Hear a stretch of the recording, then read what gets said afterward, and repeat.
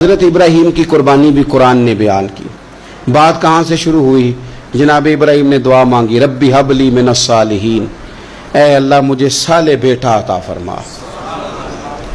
औलाद की तलब सिर्फ माँ को नहीं होती, बाप को भी बड़ी होती है। ये अलग बात है, बच्चे सपोर्टर माँ के होते हैं, बाप को भी बड़ी तलब होती है। रब्बी हबली मिनस सालिहीन, अल्लाह मुझे साले औलाद अता फरमा। पहले दुआ मांगी।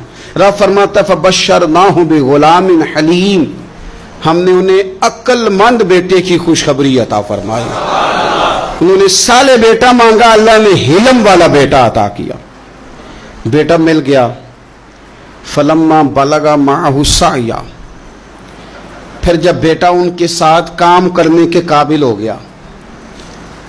बंदा रात को थका मांदा घर आए ना, तो बेटा थोड़ा सा बड़ा हो जाए तो उसको चारपाई पे लेटा देख के अब्बा बड़ा राजी होता है। चले ज़्यादा शायरों ने शान अम्मा की लिखी हैं, इसमें शक कोई नहीं, उन्होंने नहीं अब्बा की तरफ तवज्जो दी, उनकी मर्जी है। तो ज़्यादा बातें अम्मा के हक में हुई, पर बाप और बेटे का प्यार, बेटे और बाप का प्यार, अगर ये आयतें कुरान पाक की कभी समझ में आ जाएं तो शायद इश्क की सारी दास्तानें खत्म हो जाएं। बेटा भी अपने बाप से बड़ा ही प्यार करता है, बाप भी अपने बेटे से बड़ा। ये दुआ हजरत इब्राहीम ने मांगी, या अल्लाह साले बेटा दे। अल्लाह ने फिर कहा कि मैंने खुशखबरी दी हिल्म वाले बेटे की। फलम्मा बलगा माहु साया, फिर बेटा जब साथ चलने के काबिल हो गया, काला या बुनैया इन्नी अरा फिल मनाम, कहा ए बेटे मैंने ख्वाब देखी है। क्या? अन्नी अज़बाहु का, मैं तुझे ज़िबा कर रहा हूं। फंजुर माज़ा तरा, बेटे तेरी राय क्या है? मैंने ख्वाब देख ली, मैं ज़िबा कर रहा हूं, तो अपनी राय बता। राय इसलिए नहीं पूछी अगर वो कहेंगे ना ज़िबा करो तो नहीं करेंगे। राय इसलिए पूछी है कि लोगों को पता चले कि जिस पुत्र की तरबियत हजरत हाजरा ने की है और जिसकी रगों में हजरत इब्राहीम खलील का खून है और जिसकी पेशानी में नूरे मुहम्मदी चमकता है सल्लल्लाहु ताला अलैहि वसल्लम, उनके ख्यालात क्या हैं पता चले। और ये पूछा भी इसलिए ताकि लोगों को समझ आ जाए कि अगर हजरत इब्राहीम ज़िबा करने को तैयार थे तो जनाब इस्माइल ज़िबा होने को तैयार। लोगों की समझ में बात आ जाए। फंजुर माज़ा तरा, तेरी क्या राय है? कुर्बान जाएं। ये भी अंदाज है बेटे का बाप के साथ। ये नहीं कहा कि अब्बा जी ज़िबा कर दें आप, ये नहीं कहा। खाला या अबतिफ अलमा तो उमर, कहा है अब्बा जी आप करें वो जिसका आपको हुक्म दिया जा रहा है। रब जो कहता है ना आप वो मेरे साथ कर दें। अगर अल्लाह कहता है ज़िबा करें तो ज़िबा कर दें, अगर वो फरमाता है इसके टुकड़े टुकड़े करें तो टुकड़े टुकड़े कर दें। जो रब कहता है वो करें। मुझे आप इंशाअल्लाह सब्र करने वालों में से पाएंगे। करें, मैं तैयार हूं, करें। बेटा है। सालों के बाद जनाब इब्राहीम ने देखा है, अब वो इस उम्र को पहुंचा है कि वो काम करने के काबिल हुआ, साथ चलने के काबिल हुआ।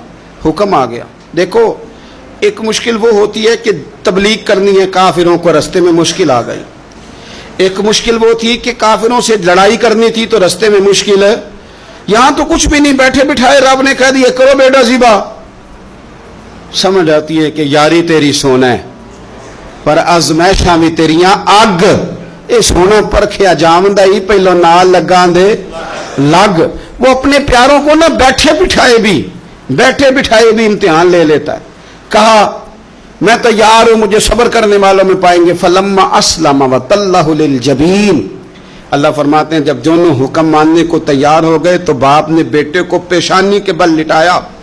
शैतान बड़ा सर पिटाया, दौड़ा, मैंने तो गुमराह करना था आदम की औलाद को, ये क्या बना? अल्लाह की रिजा के लिए बेटा तक कुर्बान करने को तैयार हो गए। दौड़ के जनाब हाजरा के पास गया। पता है आज क्या होने लगा है? पता है जनाब खलील कहाँ ले गए हैं जनाब इस्माइल को? कहने लगी सैरो तफरी के लिए गए हैं, यही हैं। कहने लगी नहीं, वो तो ज़िबा कर देंगे। जनाब हाजरा कहने लगी कभी बाप ने भी बेटे ज़िबा किए? का उनका गुमान है कि रब का हुक्म आया है। फरमाने लगी तुम मरदूद शैतान है, अल्लाह के नबी का गुमान नहीं होता, रब के नबी को वही आया करती है। दौड़ जा इधर से। अगर मेरे मालिक ने میری گود کا پالا مانگا ہے تو ایک اسماعیل ہے، کاش میری گود میں ہزاروں ہوتے، میں ایک ایک کر کے سارے اپنے رب کے نام پہ قربان کر دے۔ دوڑ کے آیا جناب اسماعیل علیہ السلام، پتہ ہے آپ کے والد کہاں لے جا رہے ہیں؟ فرمایا یہیں سیر کے لیے۔ کہنے لگے نہیں، ان کو تو خواب آئی ہے، رب کا حکم آیا ہے، وہ تو ذبح کر دیں گے۔ تو فرمایا ٹھیک ہے، میرے والد ذبح کریں گے تو میں ذبح ہو جاؤں گا، آپ نے میری بات کو سمجھنا ہے۔ پھر حضرت ابراہیم کے رستے میں آیا، کہنے لگا اے ابراہیم، حضرت جبریل تو آئے ہی نہیں، آپ کو تو حکم حضرت جبریل کے ذریعے آتا ہے، آپ خواب دیکھ کے بیٹا ذبح کریں گے؟ روڑے اٹھائے، کنکر اٹھائے، زور سے مارے، وہ دوسری جگہ آ گیا، پھر کنکر مارے، پھر تیسری جگہ آ گیا، پھر کنکر مارے۔ کیا دنیا میں یہ بھی انداز بھی ہے کہ روڑے مارے تو عبادت کا ثواب ملے؟ آپ میری بات کو سمجھنا یار، روڑے مارو، روڑے کون مارے؟ حاجی صاحب مارے، ایک دفعہ مارے، کہا نہیں 3 دفعہ مارو، 3 دن مارو، آؤ روڑے مارو۔ یا اللہ، روڑے مارنا بھی عبادت ہے؟ پتھر مارے، کنکر مارے، فرمایا مارو نا، تمہیں پتہ نہیں نا کہ وہ ذائقہ کتنا ہے جب میرے خلیل نے میری خاطر روڑے مارے تھے، میری خاطر روڑے مارنا بھی عبادت قرار دے دیا۔ صحابہ نے پوچھا یا رسول اللہ، یہ جو ہم کنکر مارتے ہیں جمرات کو، اس کا بھی ثواب ہے؟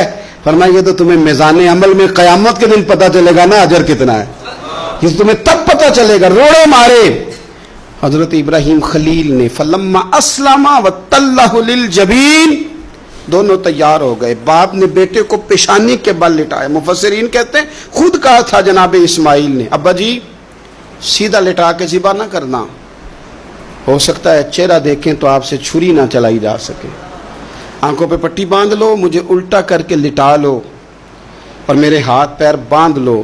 بیٹے وہ کیوں؟ کہا آپ والد ہی نہیں، پیغمبر بھی، پیغمبر بھی جد الانبیاء، ابو الانبیاء ابراہیم خلیل۔ ایسا نہ ہو کہ میں موت آتے وقت تڑپوں تو کچھ خون اڑے، تو میں اللہ کے نبی کی بے ادبی نہیں کرنا چاہتا، مجھے ذرا باندھ لے۔ باپ نے بیٹے کو باندھا، چھری پکڑ لی اور گردن پہ چلائی، فلما اسلم وتلہ للجبین۔ آپ کبھی مزہ تو لے ان آیتوں کا، دونوں تیار ہو گئے، باپ نے بیٹے کو گردن کے بل لٹا لیا، ونادیناہ ان یا ابراہیم، رب فرماتے ہیں ہم نے آواز دی اے ابراہیم۔ آپ کبھی دیکھیں کوئی بندہ کام کر رہا ہو تو پیچھے سے کوئی دیکھنے والا آواز، او ٹھہرنا ٹھہرنا ٹھہرنا، ذرا مزہ لے، ونادیناہ ان یا ابراہیم۔